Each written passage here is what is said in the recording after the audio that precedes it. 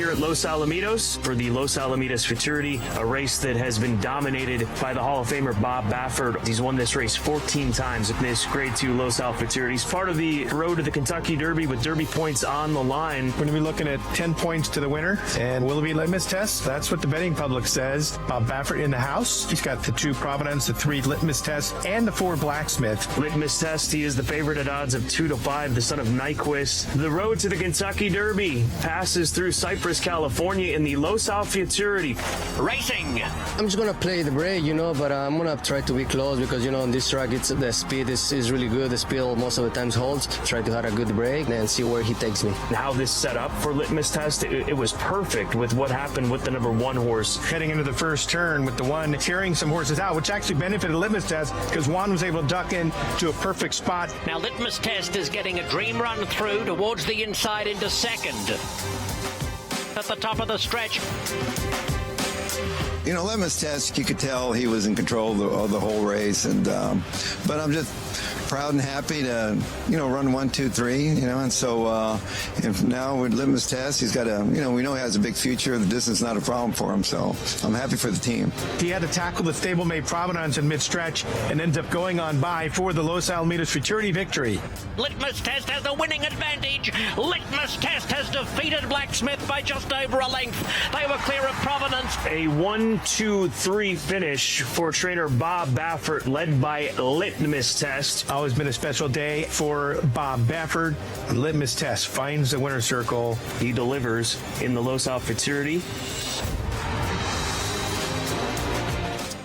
Litmus test, the winner of the Los Alamitos Futurity. And as we take a look at the most recent Derby future odds, this is one of the horses, or the one horse that I thought that the price was off on. Because if you look at the most recent odds, 38 to 1 was the closing price here for Litmus test in pool number 4 of the Kentucky Derby future wagering. And I'm telling you why I'm really excited about this horse. Well, if you look at the pedigree to begin, okay, let's focus in here on the pedigree. Horses by NYQUIST, who we know has been an absolute elite stallion. What I have been looking for in the Bob Baffert barn, I've been looking for a horse out of a yearling sale. A lot of these horses are 2-year-old in training sales. They're already fast. They're already working hard. This horse was actually bought as a yearling just based off the physical and the pedigree.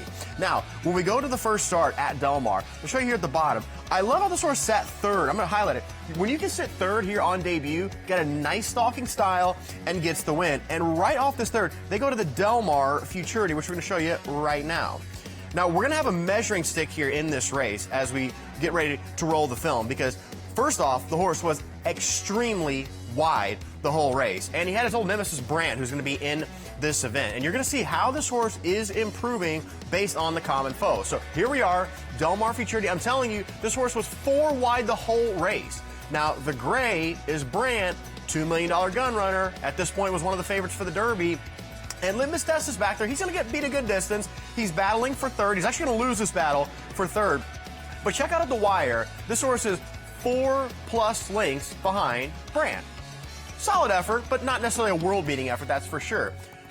Well, out of that race, they go to the Breeders' Futurity, and this horse, I'm going to highlight it right here, got the lead versus Ted Noffey, went to the lead versus the champion, and then in the Breeders' Cup Juvenile. This is where the improvement happens in the Juvenile. Horse runs 4th. But as I scroll over here, watch how in this race was 4 lengths behind Brant, and then in the Breeders' Cup Juvenile was only a neck behind Brant with another wide trip. So this horse goes from 4 lengths behind Brant to just a neck behind Brant. And they're coming along very nicely. Very similar to Sierra Leone. Let's take a look here at the Beyer speed figure pattern for Litmus test. Well, it's a good one because every single race the horse has gotten faster. And I'm actually taking it as a sign of confidence that they scratched from the Southwest Stakes because that tells me they just need 2 more starts. They're going to be here at Santa Anita. The fields are not very strong right now in Santa Anita. Horse already has 20 points, so I'm looking at a horse that should get to the Derby, was a yearling on the rise, is getting much closer to the stablemate Brant. And one final thing, one of the reasons I really like this horse, look at the jockey. Juan Hernandez is 2 for 2 aboard this horse. So you got the right pilot.